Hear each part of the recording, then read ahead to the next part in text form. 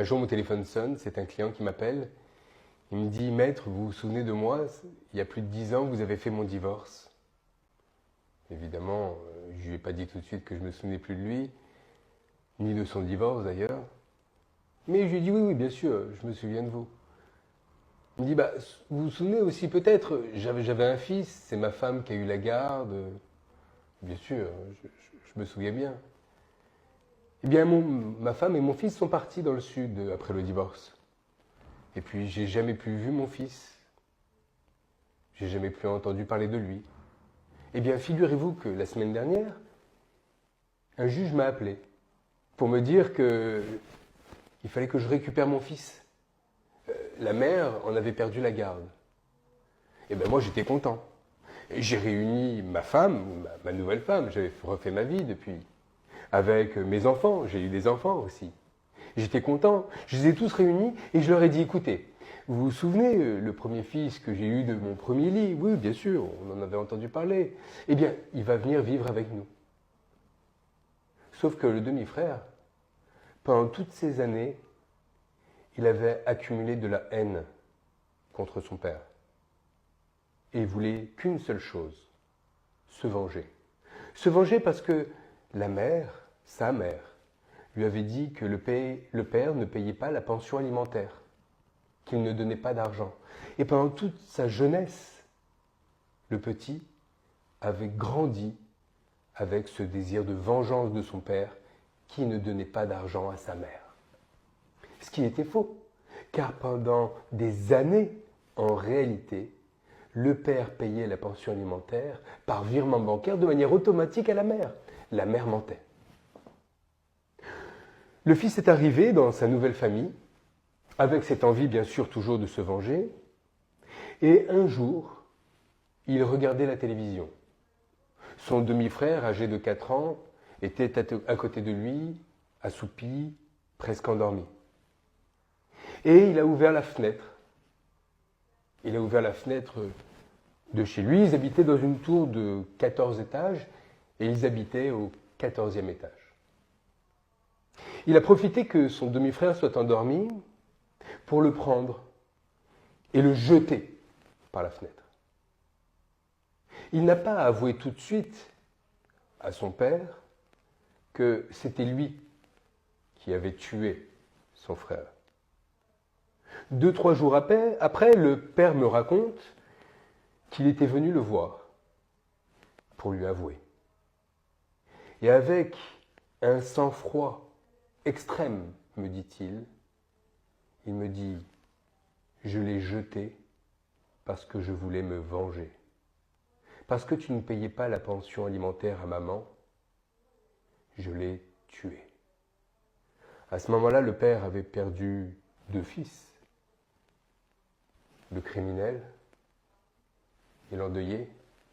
Et le pire dans cette histoire, c'est que le père avait toujours payé. Yo les gars, j'espère que vous allez bien et que tout se passe bien de votre côté. Il y a quelques mois de cela, un frère m'a contacté sur Instagram. Il venait à peine de rompre avec la mère de son enfant.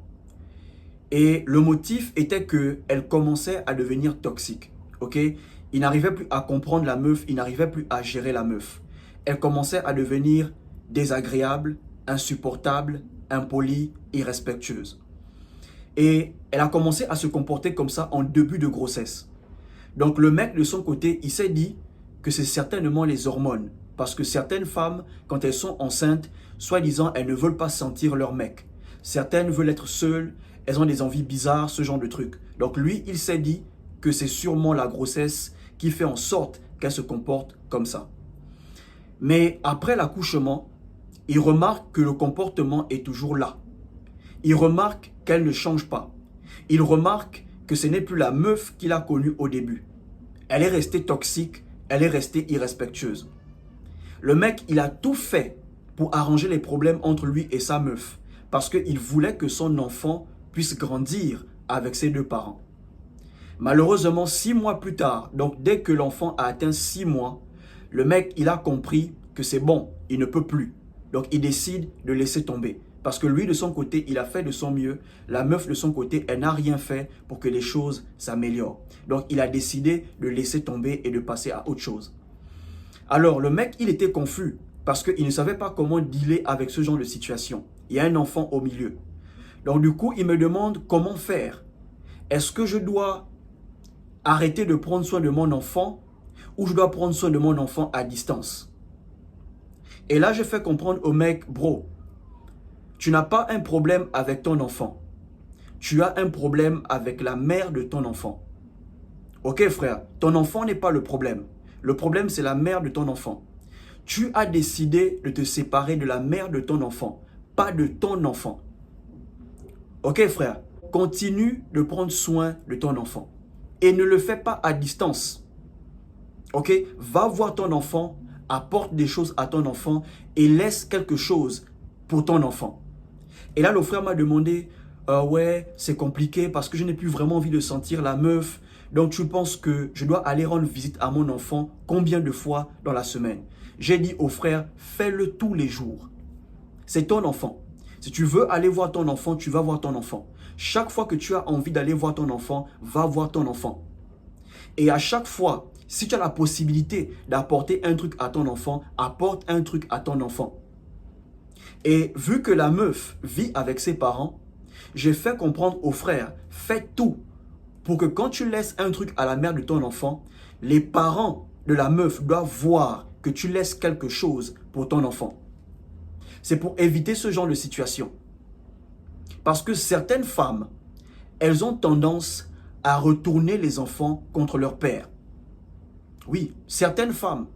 Ne jamais prendre soin de ton enfant à distance, sauf si tu es à l'étranger, sauf si tu es dans une autre ville.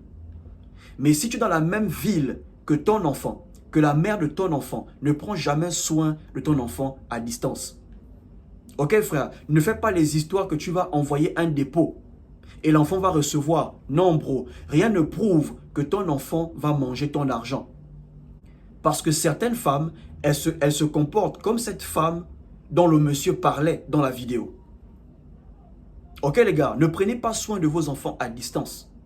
Chaque fois que tu vas voir ton enfant, rassure-toi que ton enfant voit comment tu laisses quelque chose pour lui à sa mère.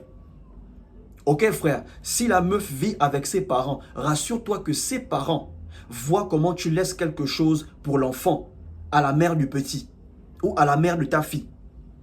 Parce qu'il y a des femmes, tu vas envoyer un truc, elle va prendre, elle ne dira jamais à l'enfant que tu as envoyé quelque chose, comme dans la vidéo. Ok frère, si tu es à l'étranger, tu prévois envoyer des sous à ton enfant. Tu appelles avant d'envoyer. Tu parles avec ton enfant. Tu rigoles un peu avec ton enfant. Et tu dis, écoute, je vais envoyer un petit gain à ta mère. Si tu as besoin de quelque chose, demande à ta mère. Mais ne fais pas confiance à la mère de ton enfant pour dire, je vais envoyer, elle va donner à l'enfant. Non, mon frère, tu ne peux plus faire confiance à une femme qui n'est plus ta meuf. Ok, frère, le seul moment où tu peux faire confiance à la mère de ton enfant, c'est le fait de garder ton enfant. Au moins, tu sais que c'est aussi son enfant. Donc, elle va bien prendre soin de lui. Mais ne pense pas que la mère de ton enfant va forcément laver ton image. Ne pense pas que la mère de ton enfant parlera forcément bien de toi à ton enfant. Non, bro. Tu ne peux pas faire confiance à la mère de ton enfant dans ça. Ok, frère? Donc, quand tu vas rendre visite à ton enfant, fais l'effort de laisser quelque chose à ton enfant devant lui. Il faut que l'enfant puisse voir. Si l'enfant est encore bébé et que ta meuf vit avec ses parents, fais l'effort de remettre quelque chose devant ses parents. Il faut qu'il y ait toujours un témoin. Ok frère, de toute façon, quand une femme vient à peine d'accoucher, elle a des gens autour d'elle, elle a des gens qui l'accompagnent. Il faut que ces personnes-là puissent voir que tu fais un geste. Parce que certaines mères, si vous ne faites pas attention, elles vont retourner le cerveau de votre enfant contre vous. Oui, elles vont retourner le cerveau de votre enfant. Et dans une vidéo passée, je vous disais que même si tu n'es plus avec la mère de ton enfant et que l'année scolaire approche, toi-même, va faire les fournitures, va faire les courses de ton enfant et tu vas déposer. N'envoie pas l'argent. Ok frère, si tu n'as pas le temps, envoie un petit frère, envoie une petite sœur. Elle ira faire les courses, les fournitures et ensuite tu vas déposer chez ton enfant. Il faut que les gens puissent te voir comment tu viens déposer les choses pour ton enfant. Comme ça, plus tard, elle ne pourra pas retourner le cerveau de l'enfant. Il faut savoir que les enfants écoutent plus leur mère. Quand un enfant est bébé, l'enfant écoute plus la mère. C'est au fur et à mesure que l'enfant grandit qu'il se rapproche de son père.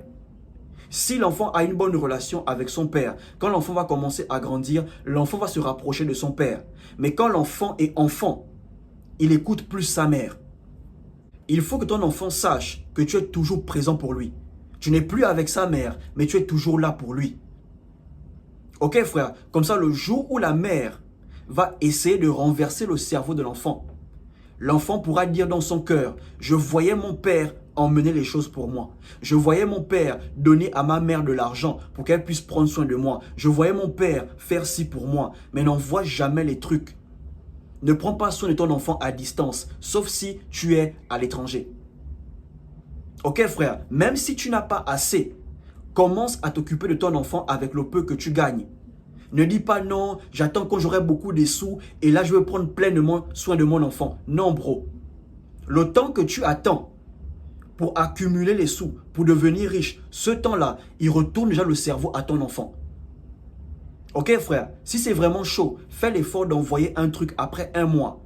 Tu as envoyé les sous en janvier, février, tu te cherches. Mars, tu envoies. Le mois qui suit, tu te cherches. Le mois après, tu envoies.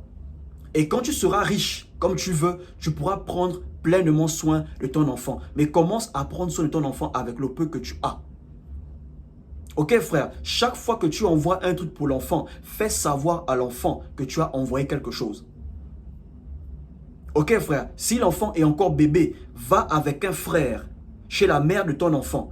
Le frère doit voir comment tu fais des choses pour ton enfant. Comme ça, si la mère veut essayer de boycotter l'enfant, tu auras ton frère comme témoin. Ok les gars, donc ne prenez pas soin de vos enfants à distance, sauf si vous êtes à l'étranger. Même quand tu es à l'étranger, tu appelles, tu parles avec ton enfant et tu informes à ton enfant que tu as envoyé un truc. Que s'il a besoin de quelque chose, qu'il demande à sa mère. Il faut que les enfants sachent que vous faites les choses pour eux, même à distance.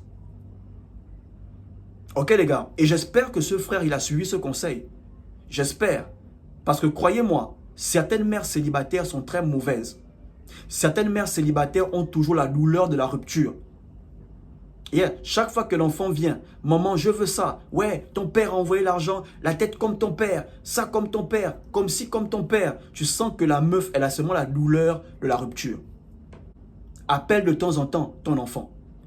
Si tu ne peux pas le faire tous les jours, appelle au moins 3 fois dans la semaine. Ou appelle au moins 5 fois dans le mois. Chaque fin du mois, envoie quelque chose. Si tu n'as pas vraiment une force financière, après un mois, envoie quelque chose. Commence à prendre soin de ton enfant avec le peu que tu as. Et informe toujours à ton enfant que tu as fait un geste. Ça va rester dans la tête de l'enfant. Les enfants ne demandent pas beaucoup. Ça va rester dans sa tête. Ok les gars, donc prenez soin de vos enfants. Faites-le avec une personne à côté. Il faut qu'il y ait toujours des témoins pour éviter ce genre de situation. Si tu as aimé la vidéo, partage, laisse un like et abonne-toi. Surtout, portez-vous bien.